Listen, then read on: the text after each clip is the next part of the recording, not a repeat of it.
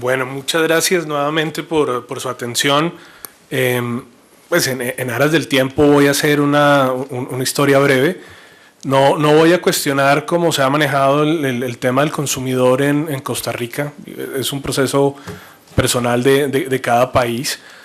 Simplemente les voy a contar un poquito la historia de cómo ha sido la evolución en Colombia. Nuevamente son procesos largos de varios años de desarrollo. ¿Yo qué les puedo contar de Colombia sobre protección al consumidor? Voy a mencionar dos cosas rápidas. Primero, canales de distribución de seguros. Hay distintas formas de vender seguros. Los pueden vender de manera directa las compañías de seguros, con sus propios empleados, y eso es una venta directa. Los seguros también los pueden vender intermediarios, y cada país tiene distintos tipos de intermediarios, ¿no? Hay agencias, agentes, corredores, todos tienen su regulación y tienen sus características. Pero en el mundo moderno también tienen que venderse en forma masiva seguros. ¿Y cómo se pueden vender en forma masiva los seguros? Con el uso de otras entidades vigiladas por la Superintendencia Financiera en Colombia, es decir, utilizando establecimientos de crédito u otras entidades vigiladas. Eso se llama bancaseguros. Y es una forma de vender seguros en Colombia donde quien hace intermediario es una institución financiera. Eso tiene que estar muy bien regulado y tienen que ser seguros que tengan las características que permitan venderlos de esa manera. Y también en Colombia se pueden vender seguros a través de una figura relativamente nueva que se llaman corresponsales de las compañías de seguros. Y los corresponsales de las compañías de seguros son personas naturales, físicas o jurídicas, que han sido habilitadas para comercializar seguros en forma masiva. Pueden ser, por ejemplo, almacenes de grandes superficies. Piensen ustedes en un supermercado. Pueden ser estaciones de servicio de venta de gasolina que pueden también vender seguros. Entonces, dado que son un tercero que en principio no es experto idóneo para comercializar seguros, pues tiene que hacerse una venta muy restringida sobre el particular. Y en Colombia antes se utilizaba mucho un mecanismo de venta de seguros que hoy por hoy está proscrito y la superintendencia lo está persiguiendo y está pidiendo el desmonte, que era venta masiva de seguro a través de esquemas de seguro de grupo o colectivo. Entonces, por ejemplo, una empresa de servicios públicos tomaba una póliza de vida grupo colectiva y aseguraba a todos los usuarios del servicio público. Y obviamente por ese acceso a la base de datos y a la red de clientes del establecimiento de empresa de servicios públicos domiciliarios, pues cobraba una comisión importante en la póliza de grupo, ¿no? Piensen ustedes el 40-50% de la prima, que es una comisión gigantesca. Ese tipo de esquemas la superintendencia lo ha cuestionado y está exigiendo que si esas personas quieren seguir comercializando seguros, para no invadir la función de los intermediarios, pues tienen que erigirse como un corresponsal. Entonces, la venta de seguros en los tiempos modernos es compleja, no es sencilla. Y súmenle a esto que hay influjo de la tecnología, porque hay ventas que se hacen de manera electrónica. Las ventas hechas en el portal web de una compañía de seguros son directas, pero todas las ventas que se hacen en el portal web de una compañía de seguros se hacen sin ayuda de un tercero. Por ejemplo, yo puedo utilizar una aerolínea para que me remita a sus clientes para venderle un seguro de viaje. Y en ese caso, ¿la aerolínea está fungiendo como intermediario? Esas son preguntas muy importantes en el mundo moderno y están ligadas con la protección del consumidor y en general con el ejercicio de la actividad aseguradora. Hay varios principios que se pueden ver afectados, ¿no? Uno es qué tan buena es la información que se le da al consumidor en esos mecanismos no tradicionales de venta. Se le informa realmente sobre el seguro que está adquiriendo.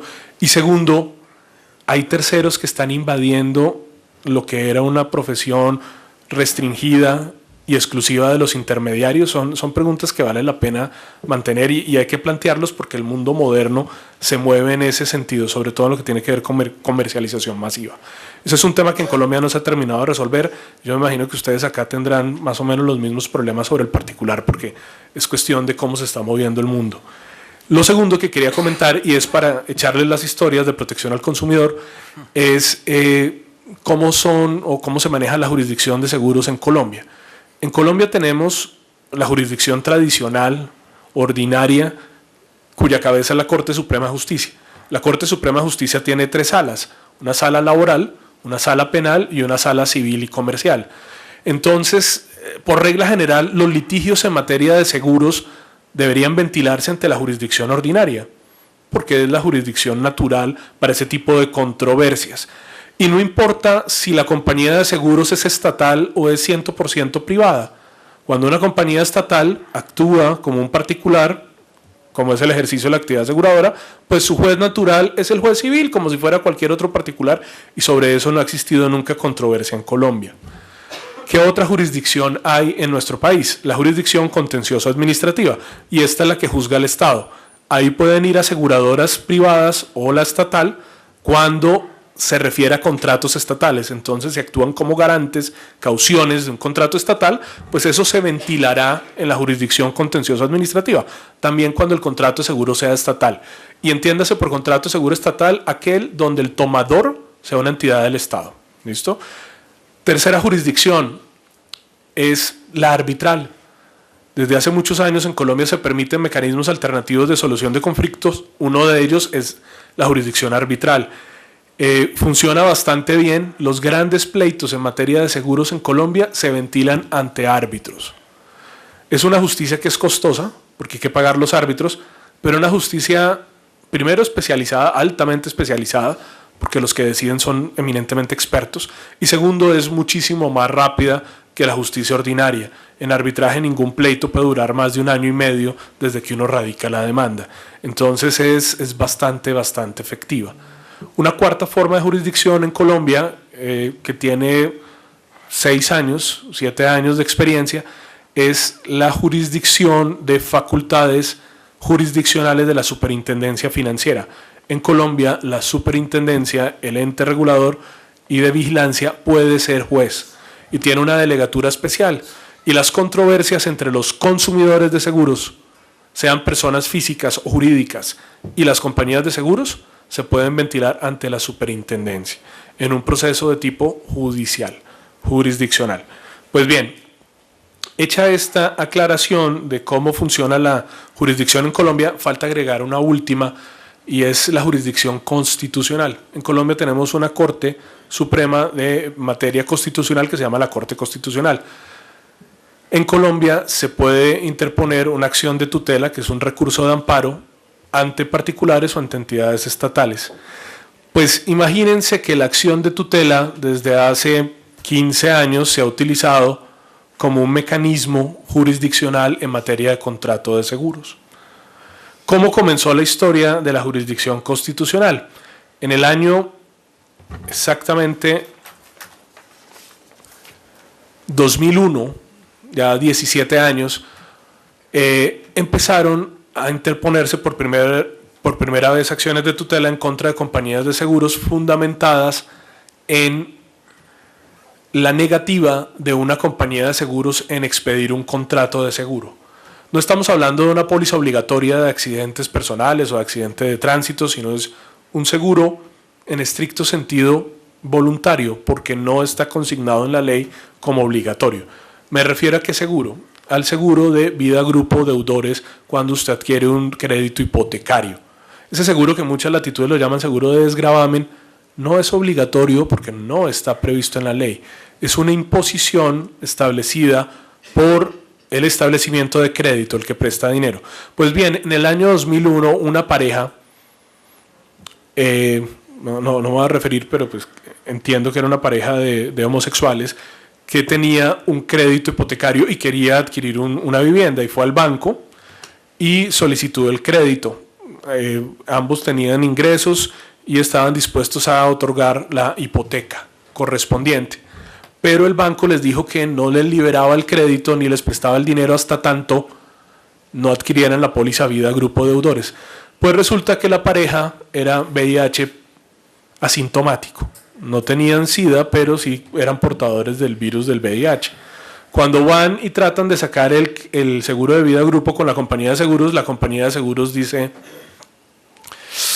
me da mucha pena, pero pues ustedes son un riesgo alto, yo no los voy a asegurar porque pues ustedes tienen VIH, viene el crédito, en cualquier momento se mueren y entonces me toca a mí pagar el crédito hipotecario que ustedes están contrayendo, además que no es un seguro obligatorio. La compañía de seguros en ese momento, y por la inexperiencia, no planteó el debate en términos constitucionales y no dijo que la que estaba impidiendo el acceso a la vivienda digna, al crédito, no era la compañía de seguros, el que estaba impidiendo eso era el banco, que a pesar de tener una garantía hipotecaria estaba exigiendo un seguro y no planteó la defensa bien en términos constitucionales. Pues hombre, en este caso queda claro algo, y es que ante los ojos de los jueces, entre bancos y compañías de seguros, siempre son más malas las compañías de seguros.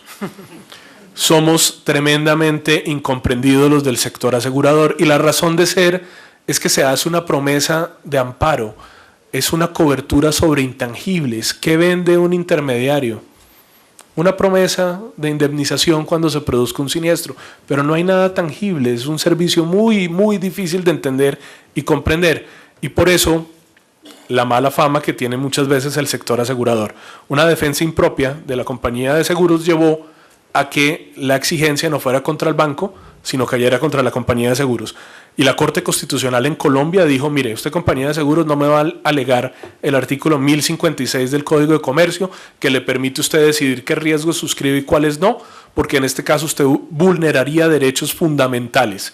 Entonces, sírvase expedir el seguro de vida a grupo de deudores bajo las mismas condiciones que se lo expediría a cualquier persona sana. Y se acabó. Orden de la Corte Constitucional, compañía de seguros obligada a expedir el seguro. Noticia para el sector asegurador: nunca más vuelva a decir que no expide un riesgo simplemente porque no, que es alegar el 1056. No porque mi política de suscripción lo impide, no, hay que dar razones objetivas.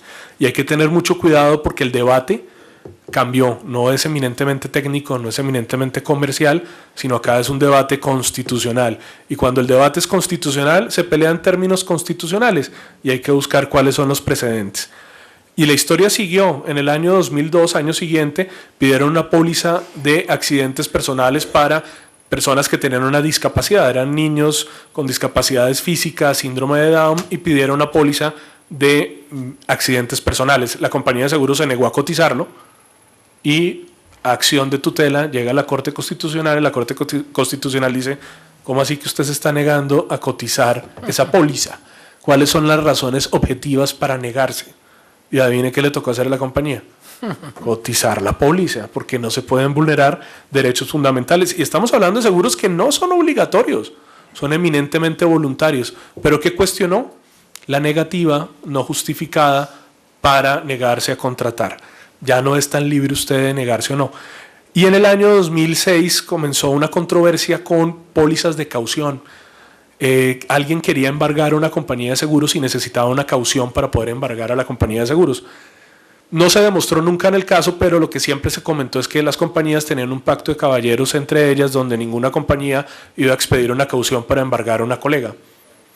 A mí me parece un colegaje muy serio, razonable, pero se filtró eso y yo creo que eso fue lo que le llegó al contenido al juez. Y lo que se estableció es que se estaba negando el acceso a la administración de justicia a una persona, que es un derecho fundamental, y entonces la Corte Constitucional obligó a la compañía de seguros a expedir la caución.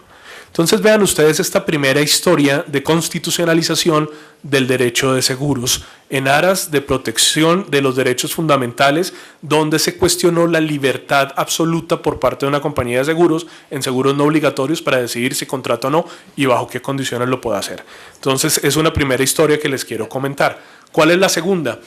El manejo que ha habido en algunos casos particulares del deber precontractual de declarar sinceramente el estado del riesgo. En el año 97 en Colombia se revisó la exequibilidad constitucional del artículo 1058 de nuestro código. El 1058 es el artículo que se refiere a la declaración del estado de riesgo. Y la Corte Constitucional en ese momento dijo sí, esto es buena fe contractual, es excelente en materia de seguros, el tomador siempre debe declarar sinceramente el estado de riesgo. Si comete inexactitudes o reticencias, el contrato podrá anularse si se demuestra que la compañía de seguros se hubiera abstenido de contratar o lo hubiera hecho en condiciones más onerosas. Esto se ajusta a la Constitución política y es perfecto, y no se requiere ningún tipo de relación entre el siniestro y el hecho que dio lugar a la reticencia o a la inexactitud. Es decir, si yo omití decir que era diabético, que tenía hipertensión y luego me muero en un accidente de tránsito, pues usted no va a poder decir como beneficiario del seguro que no hubo ningún nexo causal entre la inexactitud o la reticencia con la causa del siniestro. Entonces, aún en esos casos, el contrato es nulo porque el vínculo es nulo desde el principio, bajo la legislación colombiana. No es necesario que haya un nexo causal. Y así dijo la Corte en el año 1997 en un fallo de constitucionalidad. Estos fallos de constitucionalidad tienen una particularidad en Colombia, y es que son fallos erga omnes, aplican para todos. Una norma es constitucional para absolutamente todos los ciudadanos. No tienen efectos interpartes como tienen normalmente las sentencias. Años después, en 2010, salió una acción de tutela, nuevamente el recurso de amparo, este es eminentemente interpartes, donde una persona que había adquirido una póliza de vida grupo de deudores para proteger un crédito que tenía con una entidad financiera, pretendía afectar el amparo de incapacidad total y permanente. La persona tenía enfermedades preexistentes. Las pólizas de vida grupo de deudores, ustedes imaginarán que no hay posibilidad de examinar a todos los deudores, es absolutamente imposible por costos. No se examina, la persona llega al formulario, no dice que tiene enfermedades preexistentes, obviamente no se consagran enfermedades preexistentes en la póliza, y cuando llega el siniestro la compañía de seguros lo tiene que revisar para determinar si paga o no, y se da cuenta que la persona era hipertensa, diabética, y pues obviamente sufrió un accidente cerebrovascular, pues que era de esperarse, ¿no? Pues la condición clínica no era nada sorpresivo y queda en un estado de incapacidad total y permanente con pérdida del 90% de la capacidad laboral. La persona, pues desesperada, como está en un estado de inferioridad, de asimetría versus la compañía de seguros, utiliza el recurso de amparo y llega a la Corte Constitucional. Y la Corte Constitucional se le olvida que 13 años atrás había analizado el artículo 1058 del Código de Comercio y que había dicho que el mismo estaba ajustado a la Constitución. Y en este caso, poniéndose la mano en el corazón, porque era un caso dramático, y como bien dice Boris, a veces los jueces toman fotografías y les pesa mucho los sentimientos a la hora de fallar, terminan diciendo, mire, las compañías de seguros tienen un deber de comprobar el riesgo. Usted, compañía de seguros, no examinó al paciente. En seguros, cuando hay alguna cobertura relacionada con salud, le empezaron a meter a materia de seguros pautas relativas a la medicina prepagada o a los seguros en general de salud, y es que exigen que las preexistencias sean incluidas de manera expresa en la póliza como exclusiones. Es decir, si usted quiere alegar como una aseguradora una preexistencia, la tiene que poner específicamente en la póliza, de lo contrario no se puede. Una preexistencia genérica, cualquier enfermedad preexistente no es una exclusión válida en Colombia. Entonces la Corte dijo, mire, 1, usted no comprobó el riesgo, 2, acá no hay preexistencias establecidas, 3, vamos a analizar si hubo una declaración no sincera del estado del riesgo. Y entonces el intermediario no le explicó bien al consumidor de seguros, él firmó cualquier cosa, no estaba bien asesorado, usted no le preguntó bien. Y entonces sí, puede ser que él haya sido reticente, no haya dicho que tiene enfermedades, pero usted, compañía de seguros, si quiere buscar la nulidad del contrato, tiene que demostrar que esta persona actuó de mala fe. Y entonces le puso a la compañía de seguros la carga de demostrar la mala fe del tomador, del consumidor del seguro. ¿Por qué es eso grave? Porque es que el artículo 1058 del Código de Comercio en ninguna parte exige que yo tenga que probar la mala fe. Se habla simplemente de culpa del declarante, no de mala fe, porque mala fe implica dolo, intención de engañar. Basta con que haya habido una negligencia en la declaración, es decir, un conocimiento de esa enfermedad que no se declara, para que el contrato sea anulable. Y vean ustedes cómo la Corte en un fallo de tutela termina desconociendo lo que había dicho 13 años atrás y lo que es una norma de más de 50 años en el Código. Y lo hace para un caso en particular. ¿Qué es lo peligroso en Colombia? Que la Corte Constitucional se ha puesto su sitio muy bien ubicado en el país, y la Corte Constitucional dice, mis fallos son precedente jurisprudencial para todos los jueces de la República, y cualquier fallo de un juez de la República que desconozca mi precedente jurisprudencial puede ser atacado en vía jurisprudencial porque es una vía de hecho. Entonces es un precedente terrible, un precedente de la Corte Constitucional pesa mucho. A partir del año 2010, por lo menos ha habido unos 20 fallos en la misma línea, todos en vida a grupo de deudores en un sentido similar. El último año de pronto ya la Corte Constitucional se ha calmado un poco y ha empezado a retraerse, porque sabe el impacto que puede tener. Pero en el punto máximo de desarrollo, en el 2014, llegó y dijo, es más, no solo los elementos que les dije, sino que adicionalmente la compañía de seguros tiene que demostrar un nexo causal entre la reticencia y la causa del siniestro. Entonces, para que sea válida la rescisión del contrato, tengo que demostrar que el siniestro fue causado por la enfermedad omitida. Entonces, si usted quiere anular el contrato y alguien omite decir que es diabético, pues tiene que morirse por una enfermedad relacionada con la diabetes. Pero si usted se muere por un accidente, se cae de un balcón, eso no da lugar a la anulación del contrato. Con eso, la Corte terminó de desconocer lo que ya había dicho en fallo constitucional. ¿Qué le he criticado yo al sector asegurador colombiano? Que el sector asegurador colombiano subestimó la jurisdicción constitucional y subestimó que hay mucho abogado joven que se fue a estudiar a Estados Unidos y que se le quedó la idea del case law gringo y los precedentes judiciales y que quiere manejar el derecho como se lo enseñaron en las universidades de allá.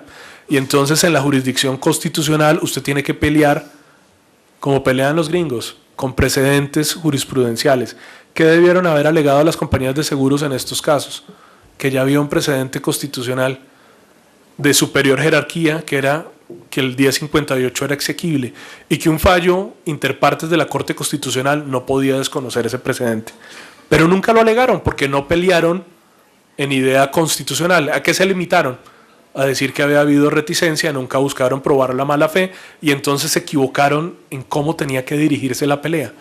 Y esta es la segunda historia que les quería compartir del desarrollo jurisprudencial en Colombia.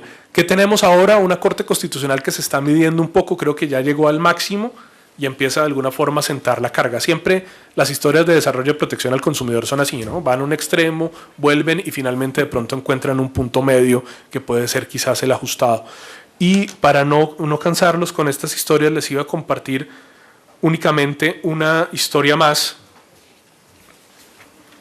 que no quiero mentirles y quiero ver que les esté compartiendo todas las ideas que les dije. Me faltan dos historias y no los detengo más.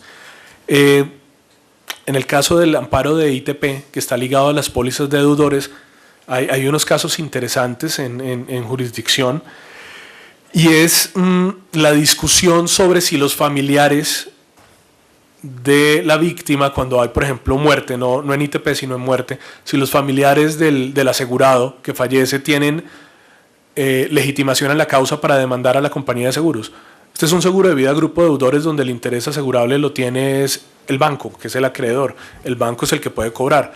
Pues ha habido casos donde los familiares pagan el crédito y quieren cobrar el seguro y entonces buscan que se les declare la legitimación en la causa.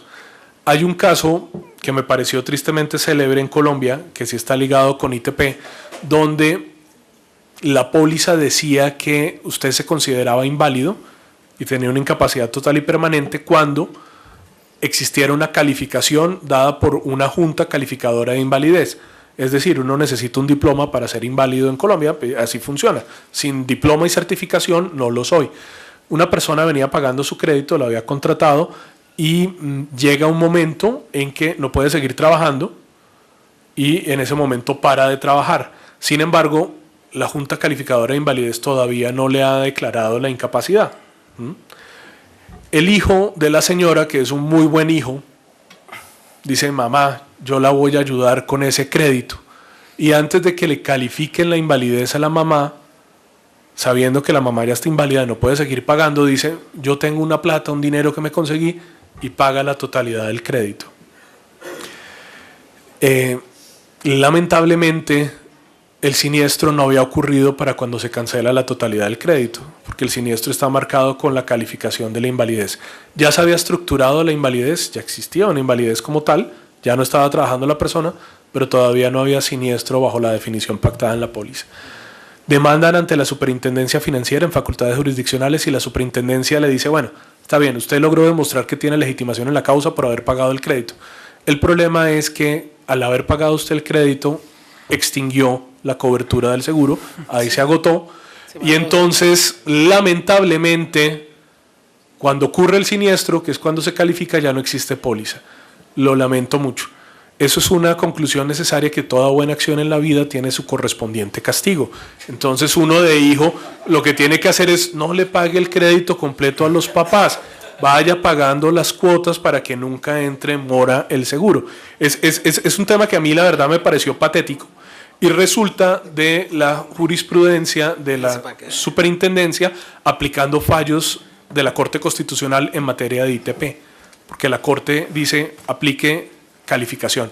Esta es una historia triste de la protección al consumidor, pero se da. Sí. Y lo último que les quería comentar es cómo ha sido la protección al consumidor desde la jurisdicción ordinaria. La jurisdicción ordinaria ha sido quizás la más tímida. La jurisdicción constitucional en Colombia ha sido tremendamente fuerte en protección al consumidor y ha llegado a fallos extremos, todos en aras de proteger los derechos fundamentales. La jurisdicción ordinaria ha sido más bien tímida, pero ha sentado también sus precedentes importantes.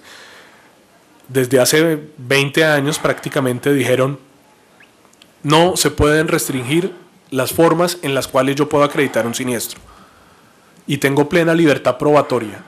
Exigir, por ejemplo, un fallo judicial declarando civilmente responsable al asegurado es una cláusula ilegal, es abusiva, porque él puede acreditar su responsabilidad de cualquier otra manera. Cualquier póliza que establezca esa condición debe entenderse ese pedazo de la misma como no escrito, por ser ineficaz de pleno derecho. No se puede coartar la libertad del asegurado para acreditar la existencia y la ocurrencia del siniestro. Y esto es algo que está hace 20 años, que se maneja en Colombia y es libertad probatoria.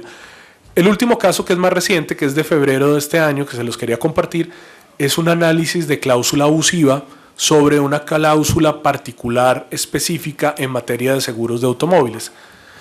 Y la Corte había dicho hay cláusulas, exclusiones que son ilegales, pero nunca había entrado a analizar cuándo una exclusión podía ser abusiva per se. No contraria a derecho, no contraria al ordenamiento jurídico, sino abusiva porque generaba un desequilibrio entre las partes. ¿De qué se trató este caso? Una póliza de automóviles donde había una exclusión que decía que si el bien automóvil estaba embargado, no se amparaba ningún daño que sufriera ese bien durante el tiempo en que estaba embargado. Ni daño ni hurto. Entonces, parece que el seguro viene, se contrata, parece que desde el comienzo eventualmente estaba embargado el bien y eso lo conoció la compañía de seguros, aún así expide la póliza. Durante el tiempo en que está embargado el bien, lo hurtan, el bien desaparece, se pierde y cuando le reclaman a la compañía de seguros, la compañía de seguros dice ese siniestro no se lo pago porque está excluido, dado que el bien estaba embargado. Y entonces, en este momento sí se molestó el juez ordinario y dijo, mire, una exclusión en ese sentido genera una asimetría gigantesca porque si el bien está embargado y usted básicamente le niega todas las coberturas de daños materiales y hurto y responsabilidad civil, usted no está cubriendo absolutamente nada mientras que el bien está embargado, ¿cierto? Entonces, si usted no está cubriendo absolutamente nada mientras el bien está embargado, pues lo mínimo que usted tiene que ofrecer es suspender el contrato de seguro y no cobrarle prima durante ese tiempo al asegurado. Pero igual la compañía sí estaba cobrando prima. Y entonces la Corte dijo, esto... Señor, yo creo que la prima es relevante porque es que la prima es la contraprestación del contrato y es la remuneración del contrato. El contrato de seguro por naturaleza tiene que ser oneroso. Contrato de seguro gratuito no puede ser, sin prima no funciona. Yo no sé si le han quitado un elemento esencial. Me está obligando a irse para Colombia peleado. Bueno, eso es en Colombia, yo no sé aquí en Costa Rica. No. Yo estoy hablando en Colombia y en este caso no ofrecieron devolver la prima. Entonces la Corte dijo es una cláusula abusiva porque genera una asimetría contractual evidente, notable. Usted no puede estar pagando una prima a cambio de nada. Entonces la Corte dijo esa cláusula es ineficaz. En donde se puede ver reflejada también esa misma cláusula y está muy común ahora con el tema de Uber. Ahora todo particular quiere ser Uber y se olvida de un tema y no es lo mismo el riesgo al cual está expuesto un vehículo que se dedica a servicio privado particular, donde yo lo utilizo para ir a mi casa, al trabajo, no sé, a donde quiera ir, pero no estoy transportando pasajeros ni estoy circulando todo el tiempo, ¿no? En Colombia le decimos que es un vehículo señoritero, sin ánimo de ofender, que no sale para ningún lado, simplemente al centro comercial, vuelve, y es algo muy sencillo. Yo tengo vehículos señoriteros porque no los muevo. Y entonces, la prima que se establece para ese costo, para ese vehículo, pues obviamente es menor, porque la exposición al riesgo es muchísimo menor. ¿Cuál es el problema? Que si hay un Uber y hay una prestación de servicio a pasajeros, pues la prima debería ser adecuada al servicio. Uno puede decir que no se declaró debidamente el riesgo porque no se dijo que se utilizaba para Uber y eso implicaría la nulidad del contrato, ¿cierto? Al inicio de la contratación.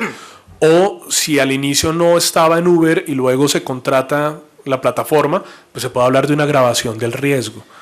¿Qué es lo que yo creo que va a ser difícil alegar? La exclusión que está pactada en las pólizas de decir que cuando esté prestando servicio de Uber, pues simplemente no le cubre los siniestros. Por dos razones. Primero, porque va a obligar a la compañía de seguros a demostrar que en el momento que ocurrió el siniestro estaba efectivamente realizando gestiones de Uber y eso es básicamente imposible para una compañía de seguros. Y segundo, porque si usted la quiere aplicar per se en cualquier momento, pues va a volverla también una cláusula abusiva idéntica a la del embargo. Y es, como está funcionando en Uber, yo me quedo con la prima, pero usted no va a tener nunca cobertura por haber tenido Uber. Entonces creo que este caso sí va a tener impacto en la forma de cómo se plantean las exclusiones en Colombia. Porque cualquier exclusión que vuelva inoperante el contrato de seguro de manera permanente, pues va a tener que implicar la terminación del contrato o la devolución de la prima. Pero nada justifica que la compañía se quede con una prima a cambio de no cubrir ningún riesgo. Y esas eran las 4 historias que les quería contar de Colombia. No los aburro más con estas nociones y nuevamente insisto, Boris, eso es acá en Colombia, no sé, en Costa Rica es diferente. No, pero es que espérese que usted no se me va en blanco. Yo no me pongo a opinar. Yo lo he dicho siempre, el problema cuando uno escribe un libro y entonces publica es que si usted litiga, se lo sacan. O si usted es árbitro, le sacan lo que usted escribió. Claro. Y entonces, yo le voy a sacar 2 de Stiglitz ahorita para que vean. Mire, y entonces ahí es cuando o uno le sacan lo que uno escribió, uno siempre tiene que decir, eso pensaba en esa época que era joven e inmaduro. Ahora estoy pensando mejor y ya lo veo de manera diferente. Entonces, esa es lo que ustedes tienen que aplicar cuando alguien tenga el mal detalle de citarlo. Muchísimas gracias. Muchas gracias.